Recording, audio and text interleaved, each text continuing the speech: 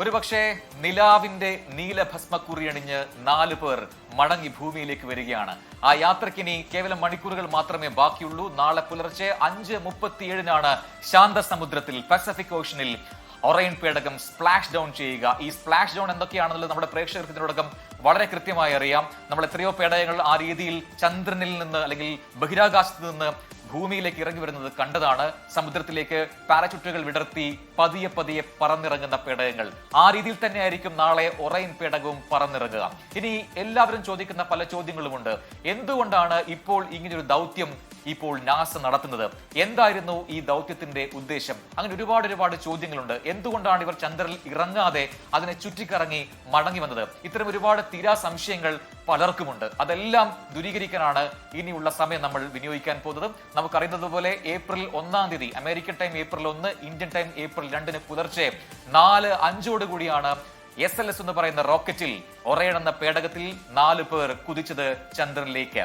SLS എന്ന് പറയുന്ന space launch system എന്ന് പറയുന്ന റോക്കറ്റ് ഉപയോഗിച്ച് കരുത്തനായ ആ റോക്കറ്റ് ഉപയോഗിച്ചാണ് ഒറൈൻ പേടകത്തെ ഭൂമിയിൽ നിന്നും ചന്ദ്രനിലേക്ക് എത്തിയത്. ആ പേടകം പിന്നീട് പടിപടിയായി ഭൂമിയിൽ നിന്നും ഉയർന്ന് ഏറ്റവും അകലേക്കുള്ള ഒരു ദൂരത്തിലേക്ക് 4,06,771 കിലോമീറ്റർ ദൂരേക്ക് ഈ ഒറൈൻ പേടകം പോകുന്ന കാഴ്ച നമ്മൾ തത്സമയം കാണുകയും ചെയ്തു. അത് ഏറ്റവും പ്രധാനപ്പെട്ടതാണ്. ഒറൈൻ പേടകത്തിന്റെ എല്ലാ കുതിപ്പും എല്ലാ സഞ്ചാരവും തത്സമയം നാസ എത്തിച്ചു എന്നുള്ളത് ശാസ്ത്രത്തിന്റെ പുരോഗതിയായി നമുക്കതിനെ അനുമാനിക്കാനിരിക്കുന്നു. ഇനി എന്തിനാണ് ഈ യാത്ര ഇപ്പോൾ നടത്തിയത്? ഇതുകൊണ്ട് തീർന്നോ ഈ ദൗത്യം എന്ന് ചോദിക്കുന്നവർക്ക് ഉത്തരം, ഈ ദൗത്യം ഇവിടെ കൊണ്ടും തീരുന്നില്ല. ഇതൊരു തുടക്കം മാത്രമാണ്. 2028-ലും 2030-ലും തുടർ ദൗത്യങ്ങൾ നടത്താൻ പോവുകയാണ് നാസ. Artemis 3, Artemis 4. അതിൽ ആർട്ടിമിസ് 3-ൽ നടക്കുന്നത് ടെക്നോളജി ഡെമോൺസ്ട്രേഷൻ ആണ്. കൂടുതൽ സാങ്കേതിക വിദ്യകൾ പരീക്ഷിക്കാൻ പോവുകയാണ്. ഏറ്റവും ഒടുവിൽ ആർട്ടിമിസ് 4-ൽ 2030-ൽ ചന്ദ്രനിൽ വീണ്ടും മനുഷ്യർ കാലുകുത്തും. അതിനായുള്ള ആദ്യ പടിയായിരുന്നു ആർട്ടിമിസ് 2. ഈ പറയുന്ന ഒറൈൻ പേടകത്തിന്റെ കാര്യക്ഷമത എത്രമാത്രമുണ്ട്, എത്ര ആളുകളെ വഹിക്കാൻ കഴിയുന്നു, അതിനുള്ളിലെ ജീവൻ രക്ഷാ ഉപകരണങ്ങൾ കൃത്യമായി വർക്ക് ചെയ്യുന്നുണ്ടോ, ഇത്തരം കാര്യങ്ങളെല്ലാം പരീക്ഷിക്കുകയായിരുന്നു ഈ ദൗത്യത്തിന്റെ ലക്ഷ്യം. അതെല്ലാം പൂർത്തിയാക്കിയാണ് ഇപ്പോൾ തിരികെ ഭൂമിയിലേക്ക് ഈ സംഘം മടങ്ങി വരുന്നത്. അത് മാത്രമല്ല, ചില പരീക്ഷണങ്ങൾ കൂടി അവിടെ ഈ പോകുന്ന പോക്കിൽ ഈ 4 സംഘം നടത്തി. ഒരുപക്ഷെ സ്പേസിൽ വെച്ച് എങ്ങനെയാണ് CPR നൽകുക, ഒരു അത്യാസന്ന ഘട്ടത്തിൽ എങ്ങനെയാണ് ജീവൻ രക്ഷിക്കുക, അതിനകത്തുള്ള എല്ലാ ഉപകരണവും കൃത്യമായി സ്പേസിൽ വെച്ച് ഇത്രയും അകലേക്ക് പോകുമ്പോൾ അത് കൃത്യമായി വർക്ക് ചെയ്യുന്നുണ്ടോ, ഇത്തരം ഒരുപാട് പരീക്ഷണങ്ങൾ നടന്നു. എന്താണ് യഥാർത്ഥത്തിൽ നടത്തിയ പരീക്ഷണങ്ങൾ?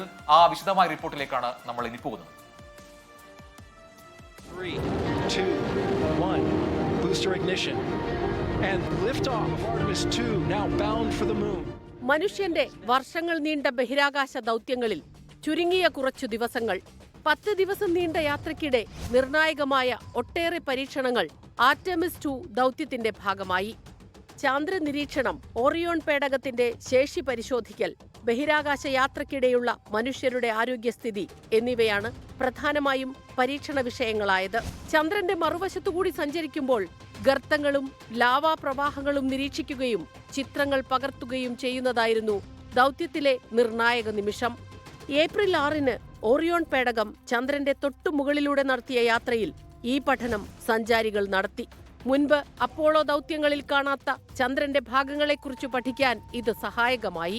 ബഹിരാകാശത്തെ വികിരണങ്ങൾ പേടകത്തിനുള്ളിലും പുറത്തും എത്രത്തോളമുണ്ടെന്നും ദൗത്യത്തിനിടെ നിരീക്ഷിച്ചു. ഭാവിയിൽ ഓറിയോൺ പേടകം കൂടുതൽ ദൗത്യത്തിന് ഉപയോഗപ്രദമാണോ എന്ന് പരീക്ഷിക്കാനായിരുന്നു ഈ നീക്കം. റേഡിയോ തരംഗങ്ങൾക്ക് പകരം ലേസർ വെളിച്ചം ഉപയോഗിച്ച് ഭൂമിയിലേക്ക് വിവരങ്ങൾ അയക്കുന്ന സംവിധാനം, പേടകത്തിനുള്ളിലെ വായുവും താപനിലയും ക്രമീകരിക്കുന്ന സംവിധാനങ്ങൾ, മാനുവൽ പൈലറ്റിംഗ് എന്നിവയും 10 ദിവസത്തെ യാത്രയ്ക്കിടെ പരീക്ഷിച്ചു. മനുഷ്യരിലെ ബയോമാർക്കർ പരിശോധന, മനുഷ്യകോശങ്ങളടങ്ങിയ ചെറിയ ചിപ്പുകൾ പേടകത്തിൽ അയച്ച് അവയിലെ റേഡിയേഷൻ നില പരിശോധിക്കുന്ന ഓർഗൻ ഓൺ ചിപ്പ്, അങ്ങനെ ബഹിരാകാശ ദൗത്യങ്ങൾക്ക് മുതൽക്കൂട്ടാകുന്ന ഒട്ടനവധി പരീക്ഷണങ്ങളാണ് ആർടെമിസ് 2 ദൗത്യത്തിൽ പൂർത്തീകരിച്ചത്. ക്ഷീരപഥത്തിലെ വിസ്മയങ്ങൾ തേടിയുള്ള മനുഷ്യന്റെ യാത്രകൾക്കും അവന്റെ അടങ്ങാത്ത സ്വപ്നങ്ങൾക്കും ചിറകു നൽകുകയാണ് ആർടെമിസ് 2 ദൗത്യവും അതിലെ 4 സഞ്ചാരികളും. Research desk 24. യെസ്, അത് തന്നെയാണ്. ആ സ്വപ്ന സാക്ഷാത്കാരമാണ്. അത് തുടക്കമിട്ടിരിക്കുന്നു. ഈ ആർട്ടിമിസ് 2 എന്ന് പറയുന്ന ഈ ദൗത്യത്തിലെ സംഘങ്ങൾ തിരികെത്തുമ്പോൾ അവർ പങ്കുവെക്കാൻ പോകുന്ന ശാസ്ത്ര രഹസ്യങ്ങൾ, അവർ കൊണ്ടുവന്നിരിക്കുന്ന വിസ്മയ ചിത്രങ്ങൾ, ഇതെല്ലാം വലിയ മുതൽക്കൂട്ടാവും. മാത്രമല്ല, അവർ നടത്തിയ ഈ പരീക്ഷണങ്ങളുടെ ഫലങ്ങൾ പോലും തുടർ ദൗത്യങ്ങൾക്ക് കരുത്തേകുന്നതാണ്. കൃത്യമായ ഡേറ്റയാണ് അവർ കൈമാറാൻ പോകുന്നത്.